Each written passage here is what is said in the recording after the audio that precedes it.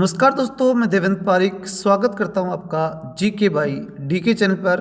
और दोस्तों, आज जो हम पढ़ने जा रहे हैं वो भारतीय राष्ट्रीय आंदोलन 1885 से जब इसकी शुरुआत हुई वहां से लेकर के और एंड तक हम डिटेल से पढ़ेंगे। लगातार देखते रहिए। अगर आप हमारे चैनल पर नए तो चैनल को सब्सक्राइब कर लीजिए, लाइक शेयर करना बिल्कुल मत भूलिएगा। चलते हैं पॉइंट की तरफ। भारतीय राष्ट्रीय आंदोलन के 1885 से लेकर के और 1905 की अवधि को क्या कहा जाता है? तो देखिए दोस्तों, इसे उदारवादी चरण कहा जाता है। क्या था इसमें? इसमें था कांग्रेस की स्थापना के 20 वर्ष तक उसकी नीति उदार थी।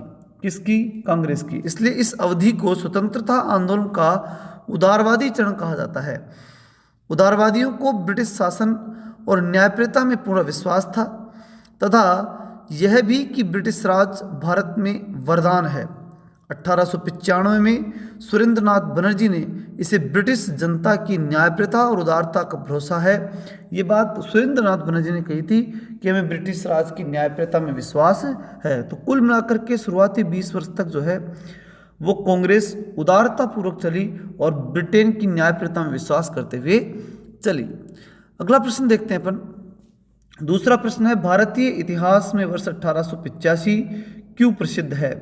भारतीय राष्ट्रीय कांग्रेस की स्थापना के कारण, भारतीय राष्ट्रीय कांग्रेस के पतन के कारण, प्लासी के युद्ध के कारण या बक्सर के युद्ध के कारण? तो इसका सही उत्तर है भारतीय राष्ट्रीय कांग्रेस की स्थापना के कारण। हम देखें दोस्तों इसमें इसकी व्याख्या, तो भारतीय राष्ट्रीय कांग्रेस की स्थापना 72 प्रतिनिधियों की उपस्थिति के साथ, कितने प्रतिनिधि उपस्थित थे? 72 प्रतिनिधि उपस्थित थे। और 28 दिसंबर 1885 में बंबई के अंदर गोकुलदास तेजपाल संस्कृत महाविद्यालय के अंदर हुई।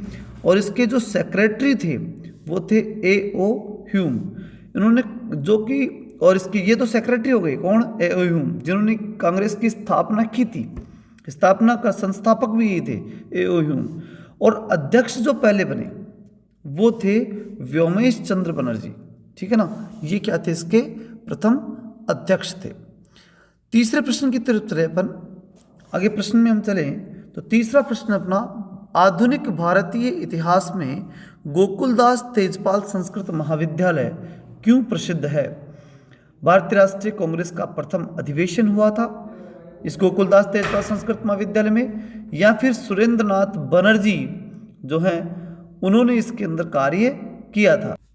सुरेंद्रनाथ बनर्जी और दादा भाई नौरोजी इसके छात्र रहे, या फिर A.O. ह्यूम इसके प्राचार्य थे? इनमें से कोई नहीं। तो दोस्तों इसका सही उत्तर है भारतीय राष्ट्रीय कांग्रेस का यहाँ पर क्या हुआ था? प्रथम अधिवेशन हुआ था। ये इसका सही उत्तर है।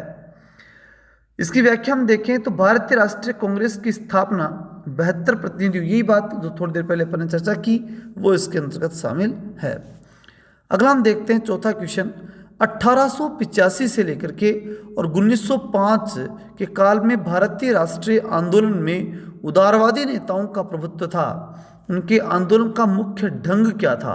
किस आंदोलन के किस तरीके से वो कार्य करते थे? प्रतिगामी राष्ट्रवाद, संवैधानिक राष्ट्रवाद या संवैधानिक आंदोलन से बोलेंगे, या फिर सैद्धांतिक प्रजातांत्रिकरण, या इनमें से कोई नहीं? तो इसका सही उत्तर है संवैधानिक आंदोलन। इसको हम देखें तो भारतीय राष्ट्रीय आंदोलन का प्रथम चरण, भारतीय राष्ट्रीय आंदोलन के इस काल में भारतीय राष्ट्रीय कांग्रेस की स्थापना हुई 1885 के काल में। लेकिन इस समय तक कांग्रेस का लक्ष्य पूरी तरह अस्पष्ट ही था। उस समय इस आंदोलन का प्रतिनिधित्व अल्प शिक्षित, बुद्धिजीवी, मध्यम वर्गीय लोगों के द्वारा किया जा रहा था। यह वर्ग पश्चिम की उदारवादी और अतिवादी विचारधाराओं से काफ़ी प्रभावित रहा। नेक्स्ट देखते हैं, भारतीय राष्ट्रीय कांग्रेस की पहली बैठक किस शहर में हुई? तो पहली बैठक कब हुई? तो अभी थोड़ी देर पहले अपन सबने चर्चा की, बंबई के गोकुलदास तेजपाल संस्कृत महाविद्यालय में हुई थी। तो भारतीय राष्ट्रीय कांग्रेस की स्थापना पहली बैठक जो थी वो 28 दिसंबर 1885 को बंबई के गोकुलदास तेजपाल संस्कृत महाविद्यालय में हुई। और इसके संस्थापक महासचिव A.O. Hume, Elon Octavius Hume थे। अगला प्रश्न देखें, निम्नलिखित कांग्रेस नेताओं में से किसको भारत का महान वृद्ध व्यक्ति, grand old man of India कहा जाता है। तो किसे कहते हैं? दादा भाई नौरोजी को grand old man of India कहते हैं। तो देख लेते हैं थोड़ा दादा भाई नौरोजी के बारे में भी।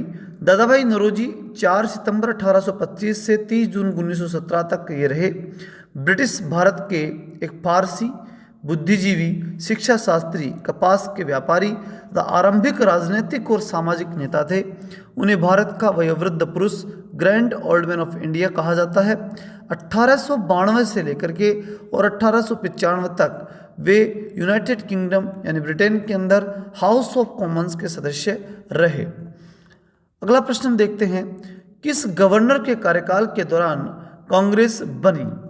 तो पहला ऑप्शन है लॉर्ड रिपन, दूसरा विलियम बेंटिंग, तीसरा लॉर्ड डफरिन, चौथा कर्जन। तो सही उत्तर है लॉर्ड डफरिन। हम देखिए इनकी व्याख्या। तो लॉर्ड डफरिन का जन्म 21 जून 1826 से 12 फरवरी 1902 तक। सन 1884 में लॉर्ड रिपन के बाद भारत का वायसराय बनकर के ये आया था। कौन? डफरिन जो था और रिपन के बाद आया था। 1884 से 1888 तक भारत का वायसराय गवर्नर जनरल रहा।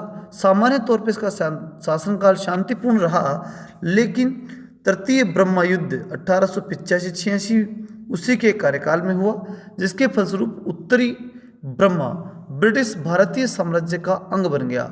लॉर्ड डफरिन के कार्यकाल की सर्वाधिक महत्वपूर्ण घटना 1885 ईस्वी में भारतीय राष्ट्रीय कांग्रेस का प्रथम अधिवेशन जो कि बंबई में हुआ था, वो सबसे महत्वपूर्ण घटना रही।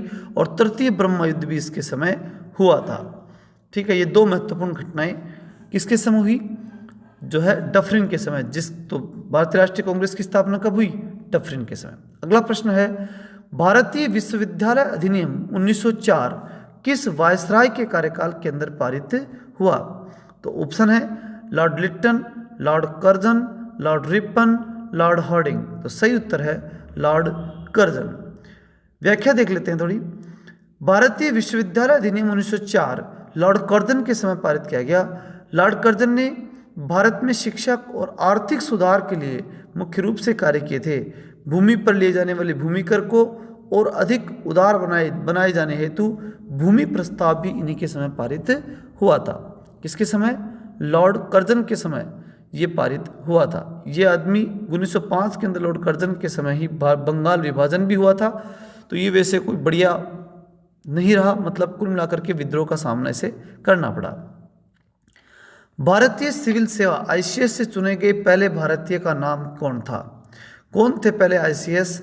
ठीक है, सत्येंद्र नाथ टैगोर, सरोजनी नायडू, लाला लाजपत राय, CR दास। तो सही उत्तर होगा सत्येंद्र नाथ टैगोर। सत्येंद्र नाथ टैगोर के बारे में जान लेते हैं। लॉर्ड कॉर्नवालिस को भारत में लोक सेवा का जनक कहा था। बहुत ही महत्वपूर्ण प्रश्न दोस्तों। लॉर्ड कॉर्नवालिस जो हैं उन्हीं को भारत में लोक सेवा का जनक कहा जाता है। इंडियन सिविल सर्विसेज के लिए चुने जाने वाले पहले भारतीय सत्येंद्र नाथ टैगोर थे। आईसीएस के लिए चुने जाने वाले पहले व्यक्ति कौन थे? सत्येंद्र नाथ टैगोर। ये रविंद्रनाथ टैगोर के बड़े भाई थे। सन 1864 में ये सिविल सेवक के रूप में नियुक्त किए गए और इनकी नियुक्ति बंबई प्रांत में हुई। अगले प्रश्न की ओर चलें। इंडियन नेशनल कांग्रेस के संस्थापक कौन थे? इंडियन नेशनल कांग्रेस के संस्थापक कौन थे? Vyomesh Chandra Banerjee, Michael Hume, Allan Octavian Hume, Mahatma Gandhi. तो सही उत्तर होगा दोस्तों इसका एलन ऑक्टेवियन ह्यूम। व्याख्या देखते हैं।